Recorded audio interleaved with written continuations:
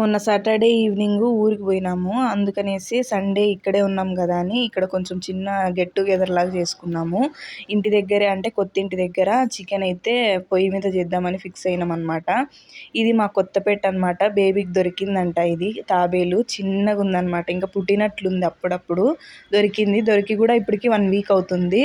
అసలు మనుషులు చూస్తే పక్కకు కూడా పోదు, అట్లనే తిరుగుతూనే ఉంది. ఎంత ఫాస్ట్గా తిరుగుతుందో అసలు. ఇంకా మా బోధిధర్ములు వచ్చేసి చెట్టు కింద కూర్చున్నారు ఇద్దరు. మేము చికెన్ అవన్నీ చేస్తుంటే అమ్మ గుండు కింద రుబ్బుతుందని రుబ్బమని చెప్పేసి మా ఆయన చెట్టు కింద అయితే కూర్చున్నాడు.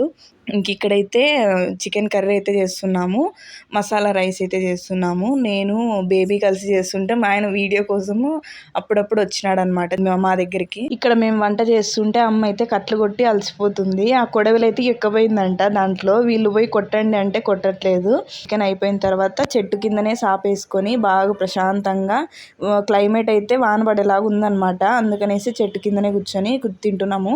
ఎప్పుడు బిజీ లైఫ్స్లోనే కాకుండా ఇట్లా ఒకసారైనా స్పెండ్ చేయాలి ఫ్యామిలీతో. ఇంకా ఈవినింగ్ అంతా ఫుల్ వర్షం అయితే పడింది. మేము ఇక్కడ వరండా వేయించినాం కదా, వీడియోలో చూసినారు కదా, ఇంత వర్షం పడింది అనమాట. ఇంటి ముందర అయితే ఎన్ని నీళ్ళు వచ్చేసినాయో. ఇట్లా చిన్నగా మేము కూడా ఒక చిన్న సైజు బ్రిడ్జ్ లాగా అయితే వేయించుకోవాలి. ఇది మందే అనమాట, కంకరాను ఇసుక ఇక్కడ తోలించుకొని ఇక్కడ నుంచి మోసుకోవాలి. వర్షం పడినప్పుడు తప్ప మామూలుగా ఏం ఇబ్బంది ఉండదు. వీడియో నచ్చితే please like, share and don't forget to subscribe.